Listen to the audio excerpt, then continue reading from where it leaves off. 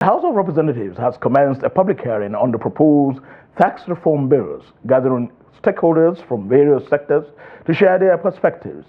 Declaring the three-day public hearing open, Speaker of the House of Representatives, Abbas Tajudeen, emphasized that the forum allows Nigerians to contribute to shaping a tax system that enhances socio-economic well-being. The report. Represented by the House Majority Leader, Julius Ihovere, the Speaker reiterated the commitment of the 10th National Assembly to ensuring that the proposed tax reform bills reflect the interest of Nigerians.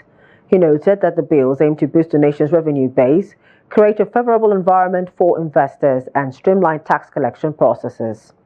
Chairman of the House Committee on Finance, James Faleke, stressed the need to amend outdated tax laws, stating that the proposed reforms would reduce dependency on borrowing by enhancing effective tax collection. He assured that all feedback from the public hearing will be thoroughly considered and integrated into the bills to ensure they serve the best interests of Nigerians. Nigeria, despite being Africa's largest economy, struggles with a tax to GDP ratio of just 6%, which is far below the global average and the World Bank's minimum benchmark of 15% for sustainable development. This is a challenge we must address. Despite being the largest economy in Africa, Nigeria's tax to GDP ratio remains one of the lowest on the continent. In 2023, data from the International Monetary Fund showed that Nigeria's tax to GDP ratio was approximately 9.4%, compared to South Africa, which stood at 21.6%, Kenya at 14.1%, and Senegal at 19.1%. In 2023, the total tax or levies revenue collected by the federal, state, and local governments stood at 26.03 trillion. According to the Joint Tax Board, only about 35 million Nigerians pay tax.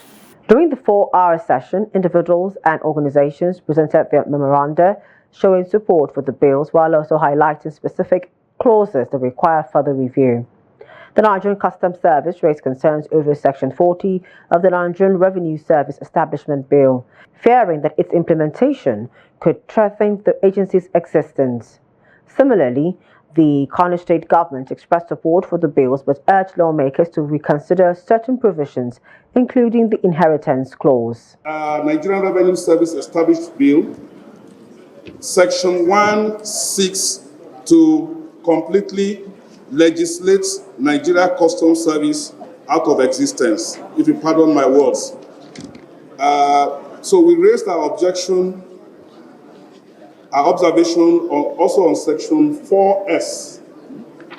And in Section 4S, this is also another omnibus provision.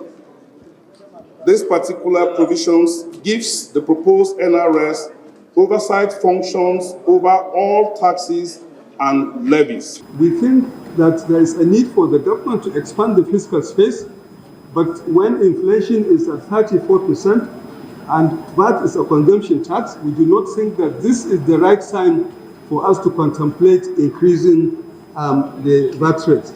We think there is room for improvement in collection efficiency. If adopting the 30% share for derivation suggested by the Nigerian Governors Forum, we are recommending that it should apply only to local VAT, which constitutes about 55% of our total VAT. The proposed tax reform bills include the Nigerian Tax Bill, the Nigerian Tax Administration Bill, the Nigerian Revenue Service Establishment Bill, and the Nigeria Joint Revenue Service Bill.